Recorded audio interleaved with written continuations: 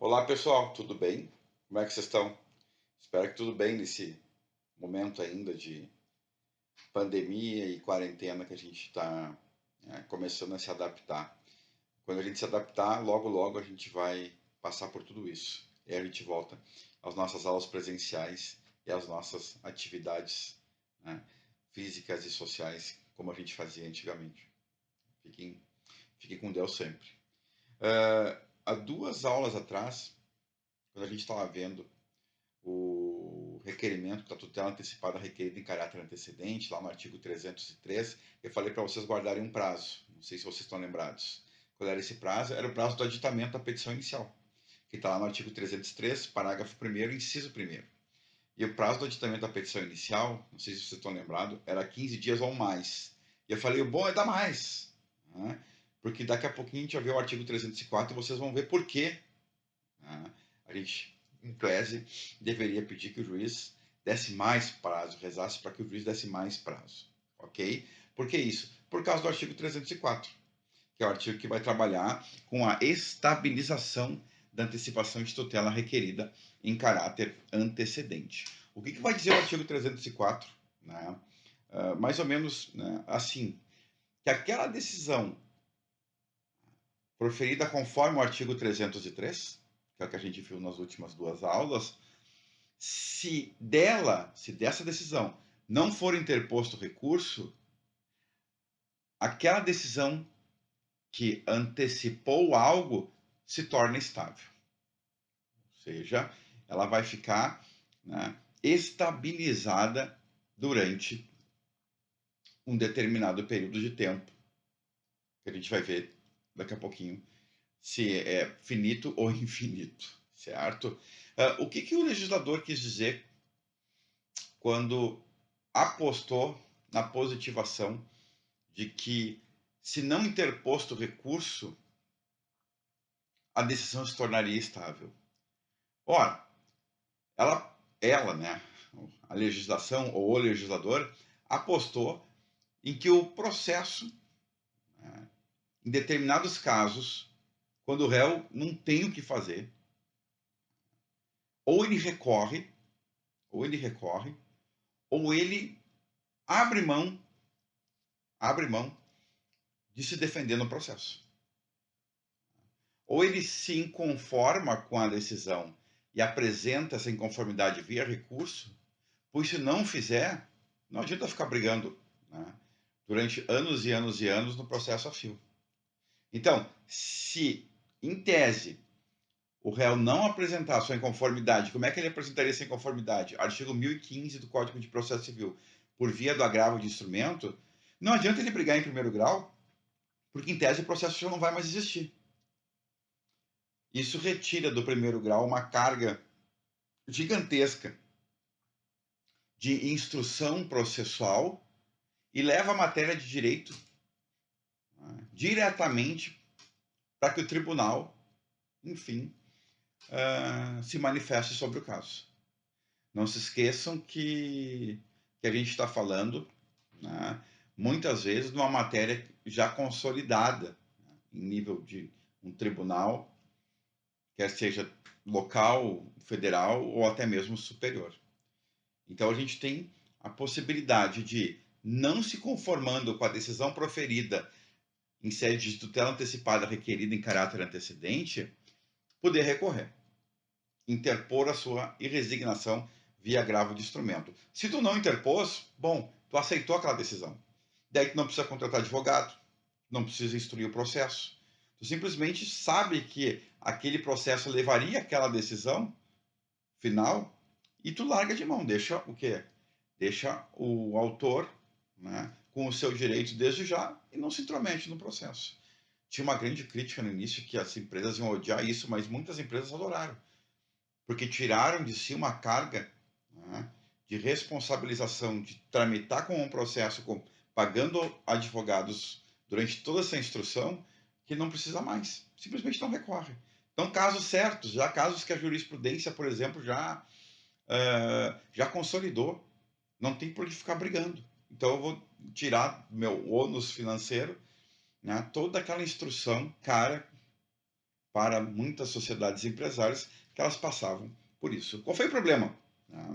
O problema foi que o STJ, num primeiro momento, deu uma interpretação extensiva a esse artigo 304. Ele entendeu, assim como grande parte da doutrina, que não podia ficar adstrito somente a recursos, que seria uma barbaridade, por exemplo, eu oferecer contestação, não recorrer, e ter contra mim, por ter me defendido, os ônus da extinção do processo. Ter contra mim, que contestei, os ônus de não poder mais discutir nada no processo porque a decisão se tornou estável. Então, o STJ, no primeiro momento, por alguns casos, deu interpretação extensiva a esse artigo e disse que qualquer impugnação realizada no processo deixa de estabilizá-lo. Isso, por exemplo, vocês podem ver no Acórdão 1760-966, de relatoria do ministro Marco Belize, e em outros que vocês podem procurar na internet, de que essa interpretação extensiva foi uma interpretação que o STJ começou a se movimentar em favor dela. Mais recentemente, o STJ começou a tomar uma outra posição, dizendo que o fato do STJ dizer que naquela palavra recursos, ou pela uma interpretação sistemática do código, possa haver mais do que somente a interposição da resignação recursal, e sim por qualquer outro meio de impugnação, seria a substituição clara e ilegítima do Poder Judiciário pelo legislador. Razão pela qual, por exemplo, no Acórdão 1.797.365, de relatoria do ministro Sérgio Guquina, vocês já vão ver outra interpretação, que tem que ser restrito ao âmbito recursal. Se a parte não recorreu, aquela decisão em sede de tutela antecipada requerida em caráter antecedente se estabiliza. Certo? Então a gente vive essa dicotomia no STJ, para vocês verem como é que a coisa é. Temos os dois lados, ainda não tem uma posição final, ainda não foi sumulado, ainda não uma súmula que vá direcionar os caminhos finais sobre a interpretação do artigo 304, e depois da súmula ela ainda pode ser reinterpretada, vocês sabem disso, né? Então a gente tem essa dicotomia e estamos esperando que o STJ o quanto antes diga, porque tem gente que recorre, tem gente que não recorre, tem gente que contesta, tem gente que meramente faz uma impugnação, e o quê? Tá tudo valendo? A gente tem que ter essa segurança jurídica aí pela via da nossa Corte Superior, certo?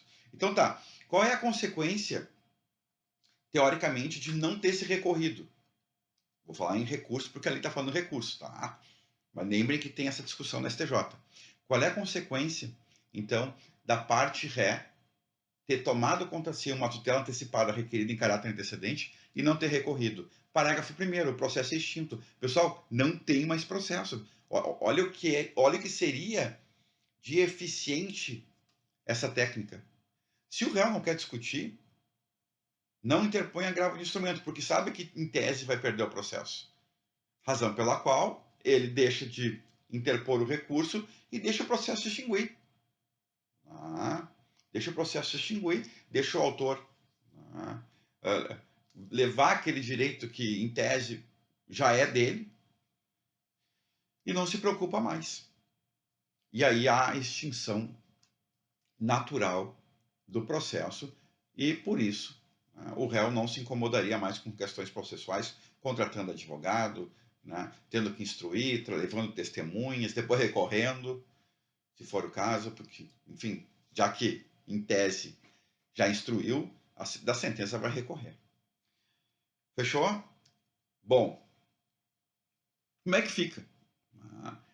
O autor foi lá, fez um requerimento de tutela antecipada requerida em caráter antecedente, o réu não agravou, primeira manifestação do código, depois ou não impugnou, não contestou, segundo algumas alguns julgamentos do Superior Tribunal de Justiça, como é que fica, né, a questão dessa decisão estabilizada no tempo, gerando efeitos no tempo.